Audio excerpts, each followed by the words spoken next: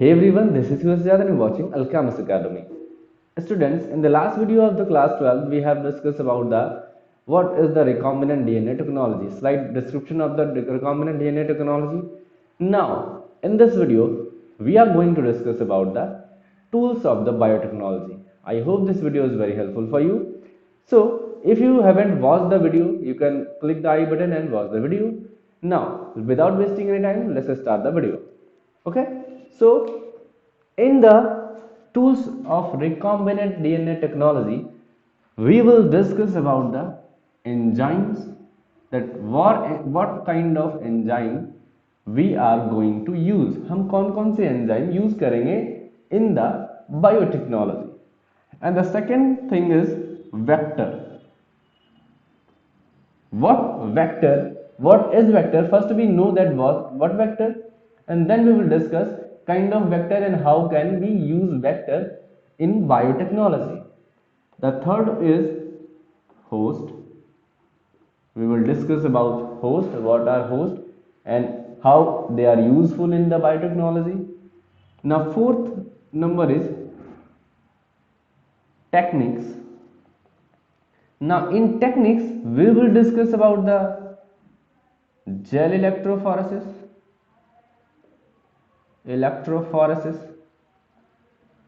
and we will discuss about the blottings.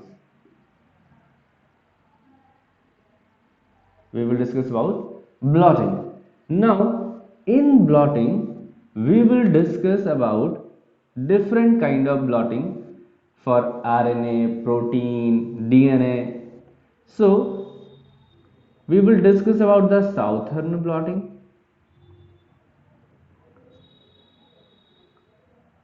okay. We will discuss about northern blotting,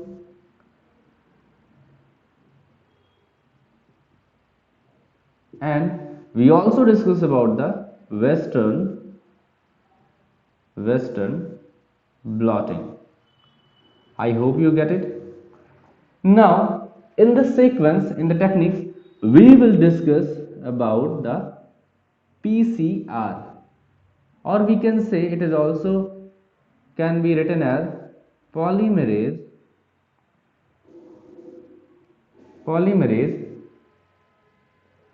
chain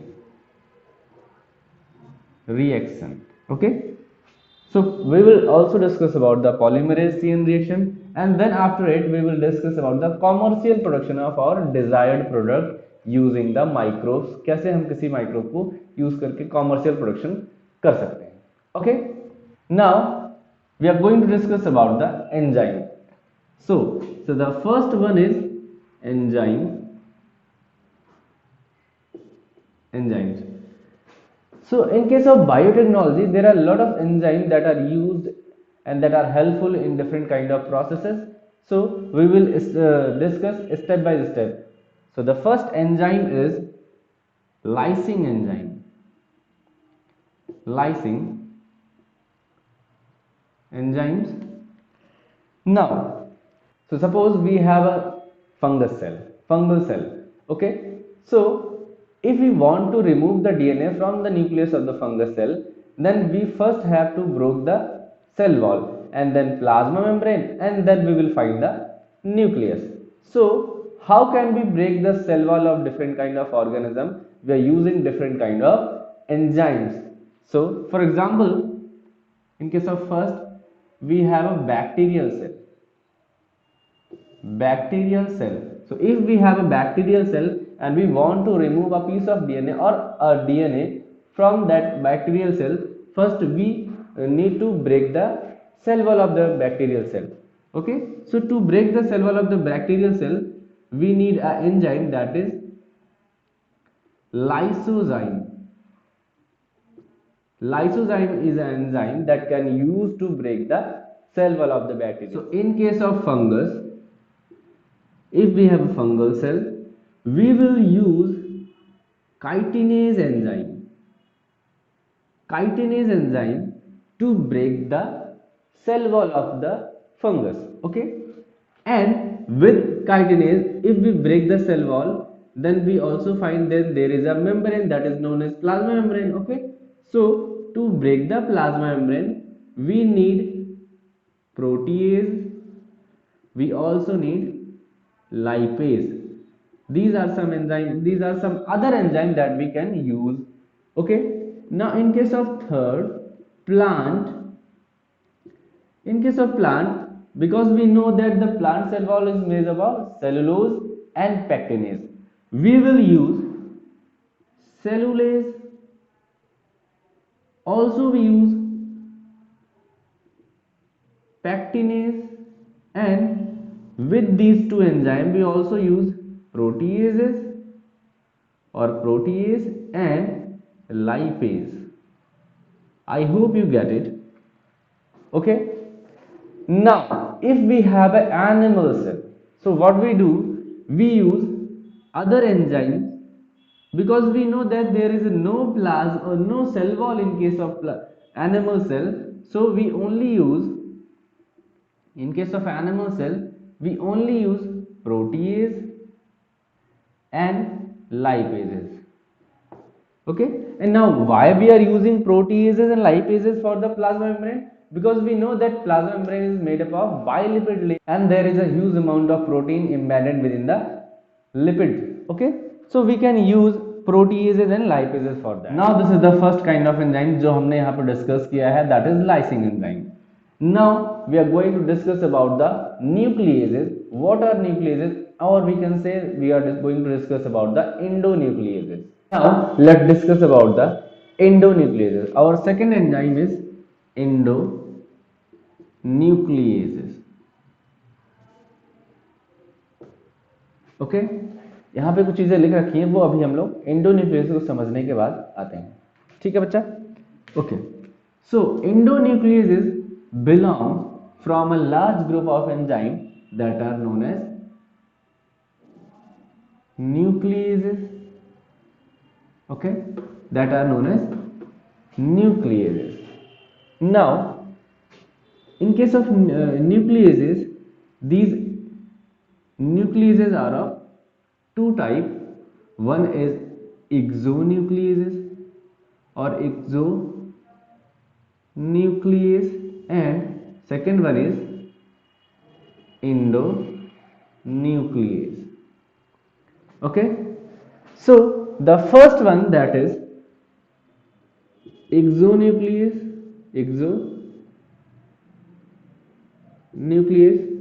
The first one is responsible to cut the terminal part of the DNA. We can say terminal part of DNA. Okay, like if it is a piece of DNA, so it is going to cut the terminal of the DNA. Okay, so this kind of enzyme is known as exonucleases. The second one is known as endonucleases.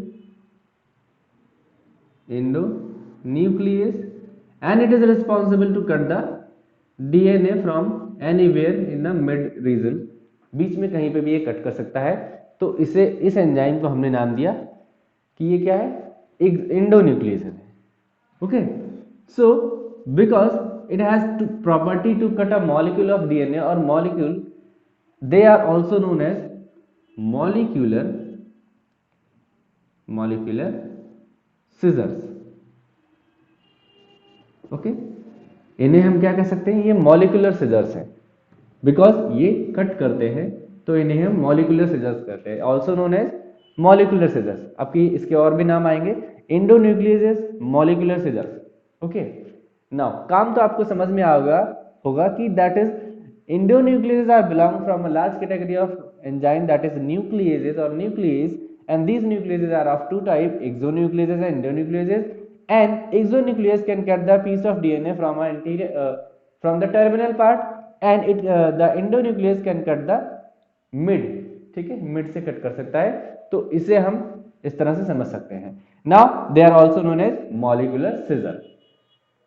Okay, now let's talk about the history of the endonucleases. कैसे ये discover हुए, क्या क्या चीजें हुई थी.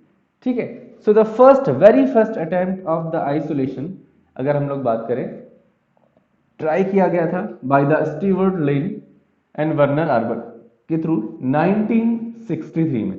ठीक है, They isolate two kind of enzyme, that is methylating agent and one is the endonuclease. ये दो तरह के एंजाइम इन्होंने आइसोलेट किए from the E coli. E coli जो बैक्टीरिया होता है वहां से इन्होंने दो तरह के एंजाइम्स को क्या किया, आइसोलेट किया। एंड दीज बोथ एंजाइम, ये इन दोनों की बात हम लोग करते हैं, दे प्रोवाइड डिफेंस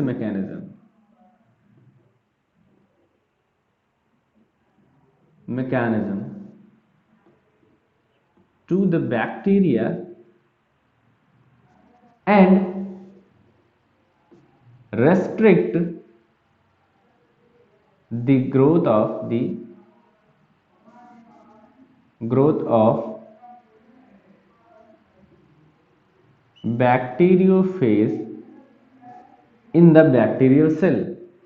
क्या होता है कि ये जो एंजाइम्स है ये दोनों मिलके आपको डिफेंस मैकेनिज्म प्रोवाइड कराते हैं बैक्टीरिया को, है ना। जो ये जो एंजाइम है ये डिफेंस मैकेनिज्म प्रोवाइड कराते हैं बैक्टीरिया को। एंड ये क्या करते हैं, they restrict the growth of the bacteriophage. Okay, अब ये हम लोगों ने लास्ट वीडियो जो देखी थी उसमें मैंने इसको एक्सप्लेन किया है कैसे करते हैं। दैट इज मिथाइलेटिंग एजेंट जो होता है वो हेल्प करता है आइडेंटिफिकेशन में, that which one is the viral DNA और बैक्टीरियोफेज डीएनए कौन सा है, बैक्टीरियोफेज का।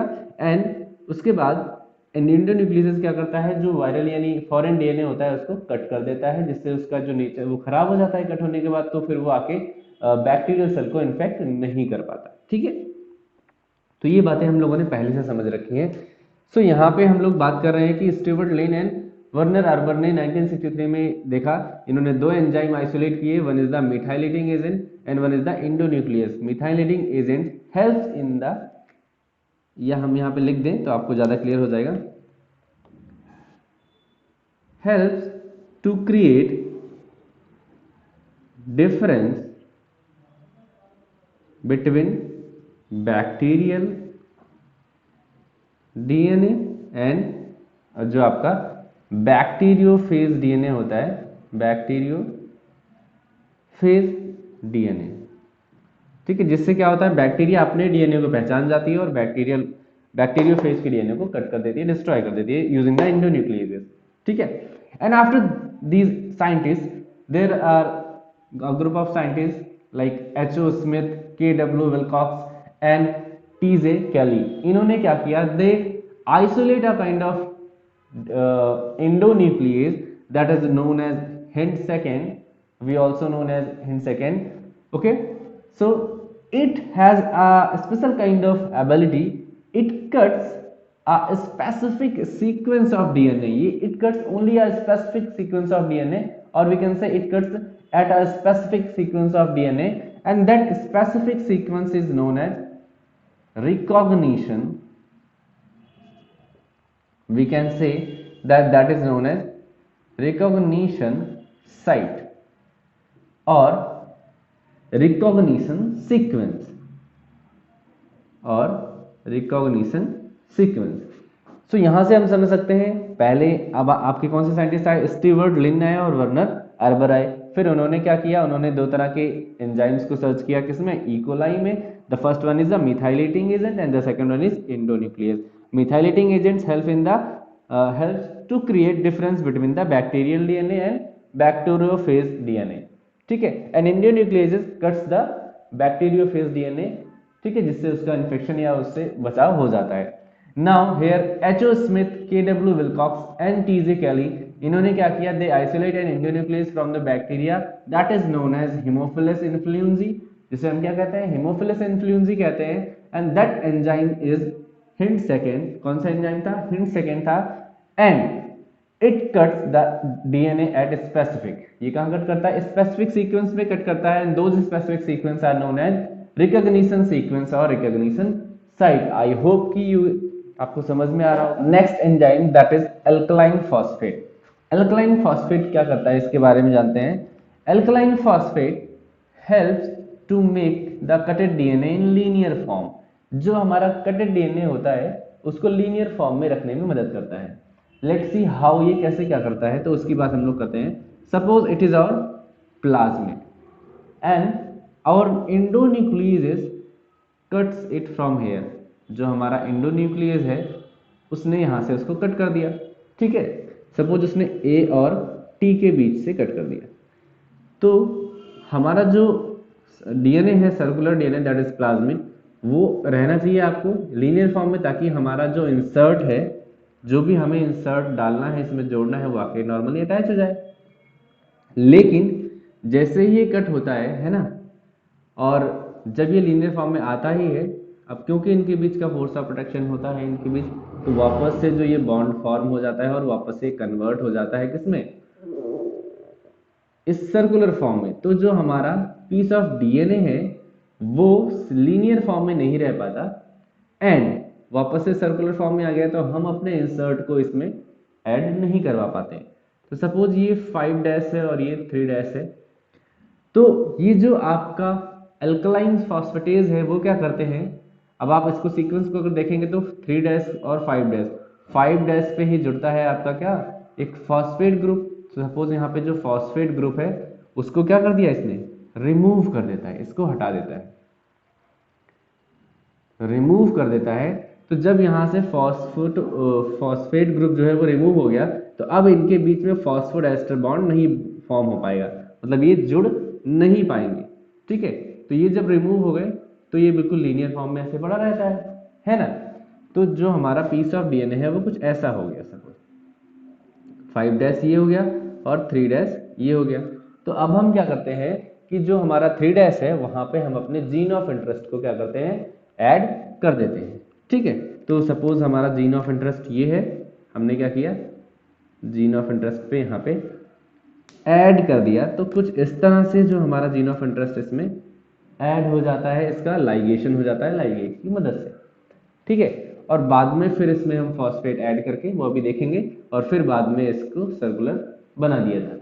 ठीक है, तो फिलहाल हम समझ रहे थे एल्कलाइन फॉस्फेट की क्या मतलब क्या हेल्प होती है यहाँ पे। तो alkaline phosphate helps in the removal of the phosphate group so that और प्लाज्मिड और desired DNA can be in the linear form, can be exist in the linear form. यहाँ इस तरह से हम समझ सकते हैं। ठीक है, now our next enzyme is ligase enzyme. जो हमारा लाइगेज है उसकी हम लोग बात करते हैं। Ligase enzyme helps in the attachment of two pieces of DNA. किसमें हेल्प करता है, ये 2 पीसेस ऑफ डीएनए के अटैचमेंट में हेल्प करता है। जैसे यहाँ पे हम बात कर रहे थे, तो यहाँ पे लाइगेज एंजाइम का यूज करके हम इसे अटैचमेंट करा सकते हैं, यानी फॉस्फोडाइस्टर बॉन्ड फॉर्म करवा सकते हैं, हेल्प कर सकते हैं वहां पे। या फिर यहाँ पे लिखा हुआ है help in the attachment of insert. Insert जो हम डाल रहे हैं, जो हमारा इंसर्ट है उसकी बात कर रहे हैं, it help in the attachment of the insert. ठीक है, and this process is called ligation. इस प्रोसेस को हम क्या कहते हैं, लाइगेशन कहते हैं, the attachment of the 2 different kind of DNA pieces. तो यहाँ पे हो गया ligation. Our next enzyme, let's see what about the और नेक्स्ट एंजाइम इज फॉस्फोराइलेज। अब जैसे यहाँ पे क्या हुआ था कि हमने फॉस्फेट को रिमूव कर दिया था, then we need to again add the phosphate so that it can bind with the other end of the DNA and it can form circular piece. Okay, so the phosphorylase, it helps in the addition of phosphate group or it helps in the formation of phosphodiester bond। ये phosphodiester bond में बनाने में help करता है। ठीक है, let's again revise it। Alkaline phosphate helps in the removal of the phosphate from the 5 dash, so this can be it can be exist in linear form for some time so that we can use our piece of DNA in the 3 dash location। ठीक है, again the ligase enzyme help in the ligation or attachment of the 2 different kind of pieces of DNA। ठीक है, 2 different pieces of DNA, and this process is called ligation। We have another example, another enzyme that is phosphorylase, and phosphorylase helps in the addition of phosphate group or helps in the formation of phosphodiester bond। Okay, got it? Now we will discuss about the working of the endonucleases। I hope you love it। Now let's see the working of the nucleases। मैंने यहाँ पे 2 endonucleases लिख रखे हैं, that is ECOR5 and SAL1। इन दोनों के जो recognition sequence हैं वो यहाँ पे मैंने साथ में लिख रखे हैं। एंड द ऑब्टेन, ये ऑब्टेन कहाँ से हुए, these are obtain from which particular organism, microbe या किस प्रोकैरियोट से। आपको पता है कि ये यूजुअली जो है प्रोकैरियोट्स में ही पाए जाते हैं, जो आपके एंडोन्यूक्लियस होते हैं।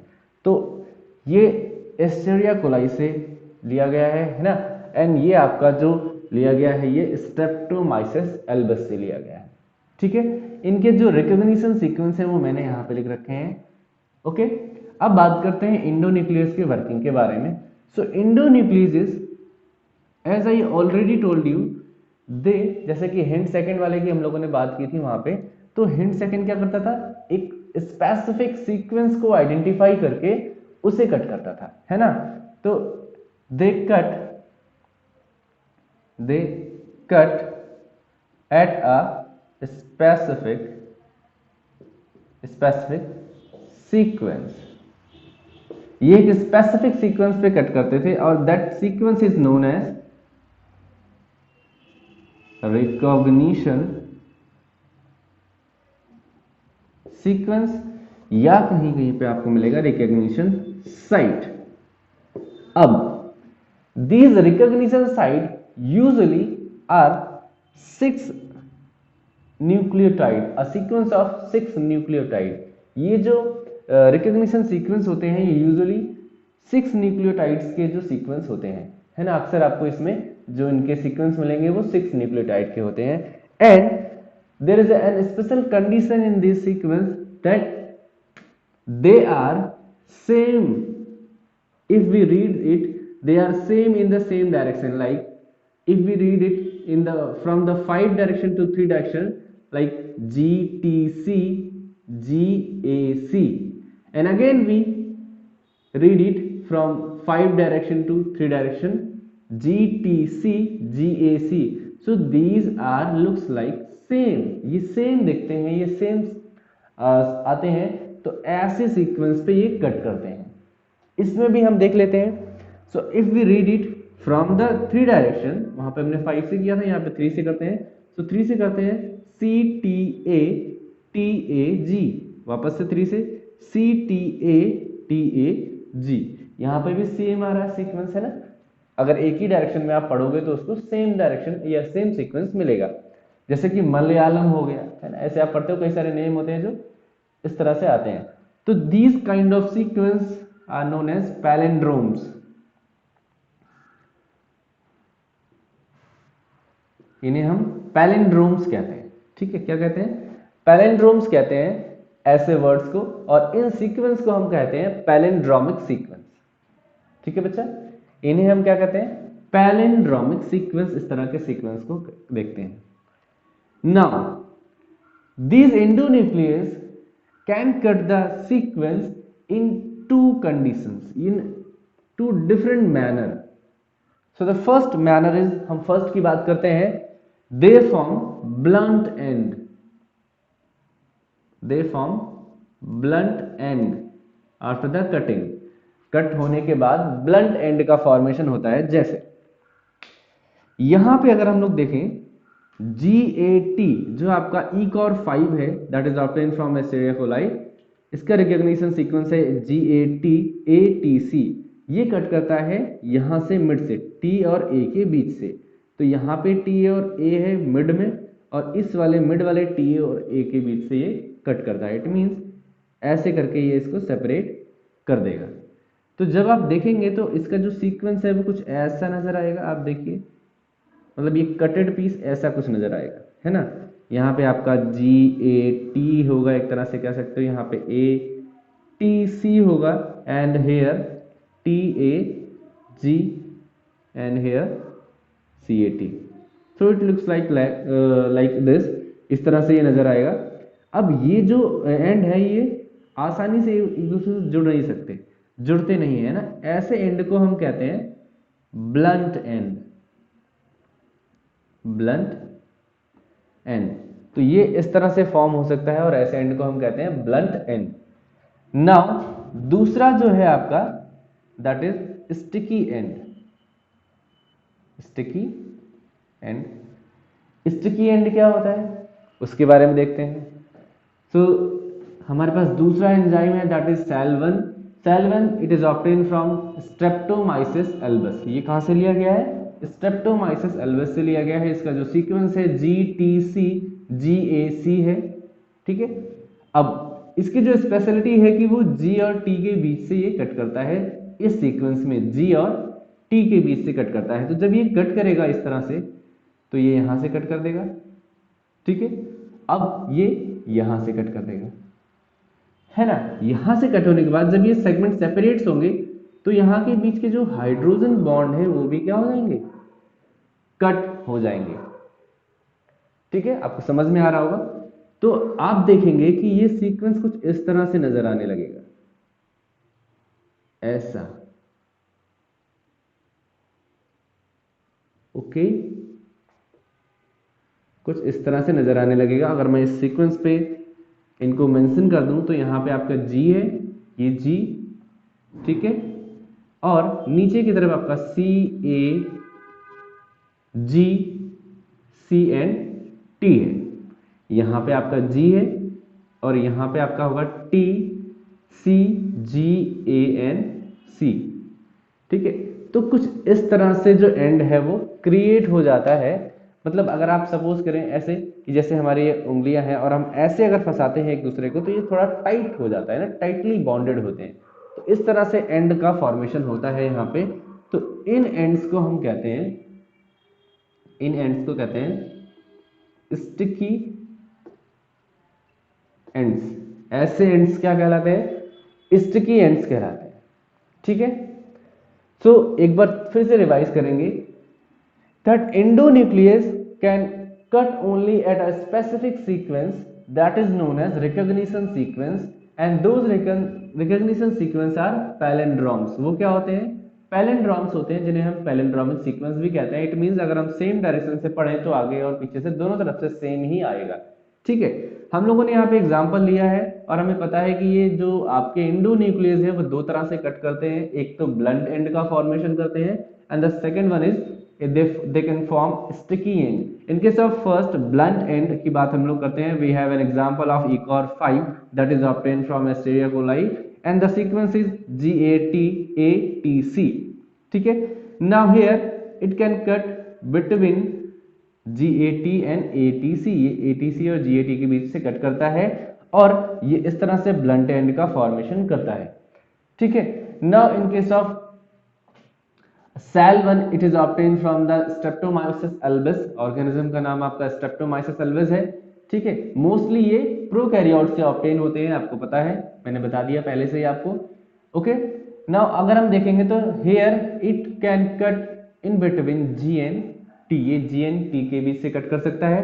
तो इस तरह से कुछ इसकी कटिंग हो जाएगी और आप अगर देखेंगे तो ये यहां से इस तरह से नजर आने लगेगा, है ना। तो इस तरह के जो कटेड सीक्वेंस होते हैं उन्हें हम स्टिकी एंड्स कहते हैं। कटेड एंड जो होते हैं उन्हें हम स्टिकी एंड्स कहते हैं, ठीक है। So this is all about the working of the endonuclease. Now there is one more thing that is what kind of bonds are going to cut in this formation of the these ends. इन ends के formation में कौन कौन से bonds cut होते हैं। तो अगर हम लोग यहाँ पे देखें in case of blunt and, अगर हम ब्लंट एंड की बात करते हैं, ब्लंट एंड, तो यहाँ पे आप देखेंगे कि ये कुछ इस तरह से कट हो रहा है। इट मींस कि यहाँ पे अगर हम देखें तो न्यूक्लियोटाइड्स के बीच में कौन से बॉन्ड होते हैं? फॉस्फोडाइस्टर बॉन्ड होते हैं, ठीक है। यहाँ पे भी फॉस्फोडाइस्टर बॉन्ड होंगे। तो ये मोस्ट प्रोबेबली जो है फॉस्फोडाइस्टर बॉन्ड को क्या करेगा? कट करेगा, ठीक है। अब जब ये फॉस्फोडाइस्टर बॉन्ड को कट करेगा तो ब्लंट एंड का फॉर्मेशन करेगा, ओके। अगर हम लोग बात करते हैं स्टिकी एंड्स की, मतलब यहां पे कोई भी हाइड्रोजन बॉन्ड का कटिंग नहीं होगी, है ना। स्टिकी एंड की बात करते हैं तो स्टिकी एंड में अगर हम लोगों ने देखा तो यहां से फॉस्फोडाइस्टर बॉन्ड कट हो रहे थे एंड यहां से क्या कट हो रहा था? हाइड्रोजन बॉन्ड भी ये ब्रेक हो रहे थे, स्टिकी एंड्स, ठीक है। तो हम इसमें लिख सकते हैं they can cut phosphodiester bond, phosphodiester bond, and they can also cut hydrogen bond that are present between the nitrogenous bases। ये यहाँ पे कट कर सकते हैं। और ये स्टिकी एंड्स बनाते हैं और इन स्टिकी एंड्स को हम कहते हैं कॉस साइट।